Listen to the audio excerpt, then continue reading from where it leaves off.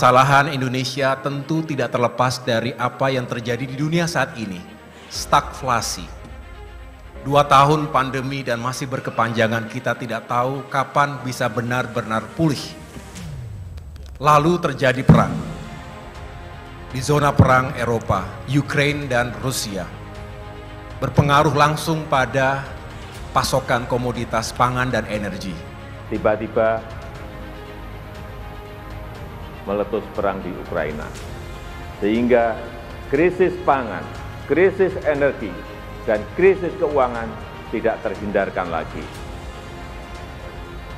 Kita tahu 107 negara terdampak krisis dan sebagian diantaranya diperkirakan akan jatuh bangkrut. Tidak mudah bagi dunia dan juga tidak mudah bagi Indonesia.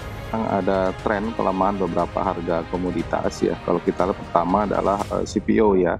CPO itu menurun, sempat menyentuh angka sekitar 1.500, 1.600, sekarang udah berada pada sekitar 1.063 ya. Jadi US dollar ya per metric ton. Nah ini implikasinya tentu saja akan berdampak kepada posisi ekspor kita dan tekanan terhadap surplus neraca dagang kita. Akhirnya sudah mengeluh, kok realisasinya cuma 20%, 30%, udah semester 2 60% tuh. Artinya nggak ada desain yang memungkinkan orang percaya bahwa APBN itu akan mengalir ke masyarakat. Paling berhentinya juga di masukin bank itu. Kan banyak anggaran di daerah yang nggak bisa direalisasikan karena desainnya kurang bagus, pemimpin proyek yang takut korupsi, sehingga akhirnya ya udah ditabung di BI aja supaya dapat bunga tuh. Inflasi yang sulit untuk dikendalikan, berdampak langsung dan tidak langsung bagi negara-negara termasuk Indonesia. Oleh karena itu, tentu pekerjaan rumah ini harus kita cari solusinya bersama. Dan ini bukan pekerjaan 1 tahun, 2 tahun, tapi juga harus berkelanjutan, lintas generasi dan lintas kepemimpinan. Mari kita sama-sama mencari solusi yang terbaik untuk ini. Dalam menjalankan fungsi pengawasan, akan memberikan perhatian yang besar terkait dengan berbagai permasalahan yang menjadi perhatian rakyat, antara lain mengantisipasi dinamika konflik geopolitik global yang telah mengakibatkan krisis pangan dan energi yang menyebabkan tingginya harga komoditas strategi seperti minyak bumi dan bahan pangan. Hal ini dapat berdampak pada kemampuan keuangan negara dalam memberikan subsidi energi. Karena walaupun sebetulnya benar, tapi orang anggap ya ini pasti bohong lagi kan.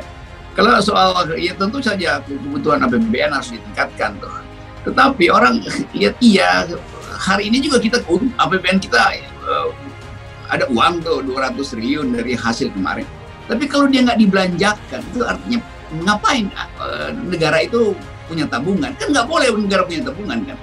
APBN itu harus habis dibelanjakan supaya ekonomi tumbuh tuh. Tidak mau memang kita harus ada upaya yang serius untuk ke depan R&D kita, inovasi kita itu bisa menghasilkan mesin dan peralatan yang dibutuhkan oleh industri dalam negeri, dan kita tidak harus melepas ketergantungan terhadap impor begitu.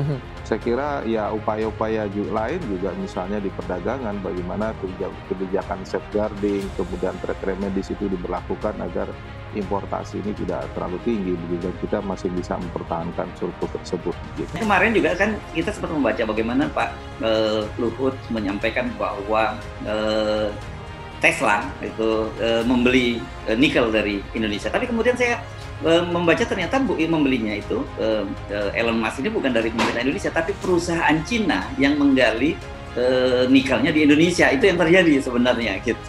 Tetapi sekali lagi semua hasil itu kan terbaca di APBN tuh, bahwa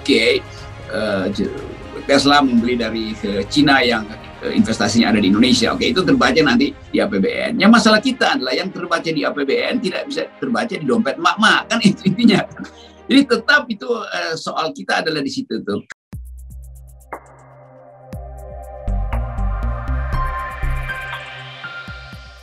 Kinerja ekspor Indonesia memang impresif akhir-akhir ini, namun ada hal yang patut menjadi perhatian karena kinerja Ciamik itu hanya bertumpu kepada tingginya harga komoditas. Pada Senin, tanggal 15 Agustus tahun 2022, Deputi Kepala BPS Bidang Statistik Distribusi dan Jasa Setianto melaporkan nilai ekspor pada Juli tahun 2022 adalah 25,57 miliar dolar, naik 32,02% dibandingkan periode yang sama tahun sebelumnya, year on year. Realisasi tersebut lebih tinggi ketimbang ekspektasi. Konsensus pasar yang dihimpun CNBC Indonesia memperkirakan ekspor tumbuh 29,21% YoY, sementara konsensus versi Reuters memperkirakan pertumbuhan ekspor di 29,73%.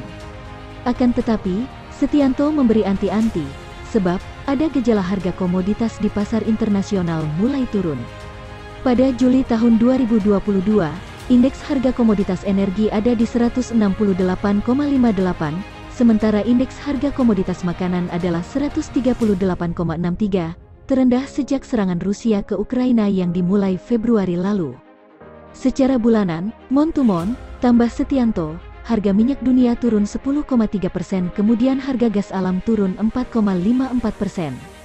Memang hingga Juli harga global menurun baik pangan dan energi, ini perlu diwaspadai, barangkali jadi perhatian kita sebagai tanda berakhirnya windfall harga komoditas, kata Setianto.